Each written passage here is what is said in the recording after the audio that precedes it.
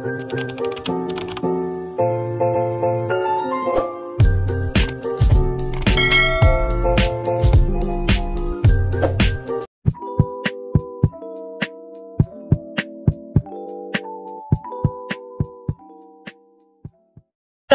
warahmatullahi wabarakatuh. Nama saya Siti Moila sebagai moderator kelompok 5. Di sini kelompok kami akan menjelaskan tentang manajemen perusahaan. Untuk selanjutnya saya serahkan kepada presentator.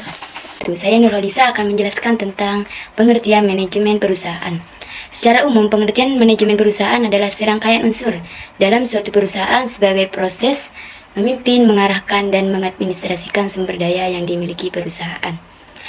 Dari definisi tersebut, kita dapat melihat bahwa manajemen adalah unsur penting yang harus dimiliki oleh sebuah perusahaan atau sebuah bisnis.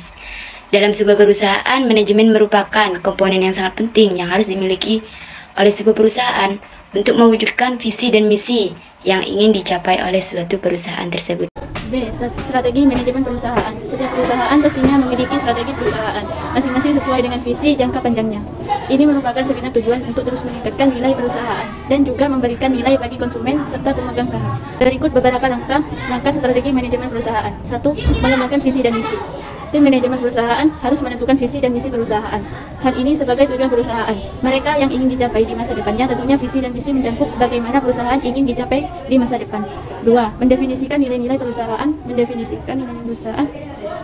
Nilai-nilai perusahaan menjadi salah satu titik terpenting dalam strategi manajemen perusahaan, di mana nantinya hal ini akan menjadi bagian dari budaya perusahaan. 3. Menganalisis posisi saat ini. Sebuah perusahaan pastinya berangkat dari titik awal di mana perusahaan harus mengevaluasi kekuatan dan kelemahan perusahaan. Hal ini dilakukan agar mengetahui secara jelas posisi perusahaan dengan detail. 4. Menentukan tujuan. Menetapkan tujuan. Menetapkan tujuan merupakan langkah mengambil konsep dari visi dan mengubah menjadi strategi yang aktual bagi perusahaan. 5. Evaluasi sumber daya. Langkah terakhir adalah mengevaluasi sumber daya perusahaan. Sumber daya mencakup jumlah karyawan, analisis pasar, dan kinerja yang diproyeksikan. 3. Tujuan manajemen perusahaan. Tujuan manajemen perusahaan terdiri dari 3. Yang pertama, efisien kerja. Yang kedua, membuat keputusan yang tepat. Dan yang ketiga, mendapatkan keuntungan yang lebih besar. D. Yaitu konsep manajemen perusahaan. Proses manajemen memuat serangkaian tindakan yang dilakukan oleh sekelompok orang yang dipimpin manajer agar bisa meraih tujuan perusahaan. Konsep manajemen perusahaan di sini ada 4. Yang pertama, merencanakan atau planning. Planning dilakukan oleh manajer. Proses manajemen ini mencakup upaya memikirkan rencana untuk mencapai tujuan perusahaan. Manajer akan membuat rencana dengan berbagai metode serta tindakan. Dalam perencanaan tersebut, manajer harus memikirkan strategi dan taktik yang akurat. Yang kedua, mengorganisasi atau organizing. Organizing adalah suatu proses pengaturan serta pengalokasian tugas dan wewenang. Dilakukan oleh manajer juga kepada karyawan dan anggota perusahaan. Manajer akan mengatur tugas dan wewenang para karyawan sehingga mereka dapat mencapai tujuan perusahaan. Yang ketiga, memimpin atau leading. Leading adalah proses pengarahan dan pemberian motivasi kepada karyawan untuk melaksanakan tugas yang diberikan oleh manajer.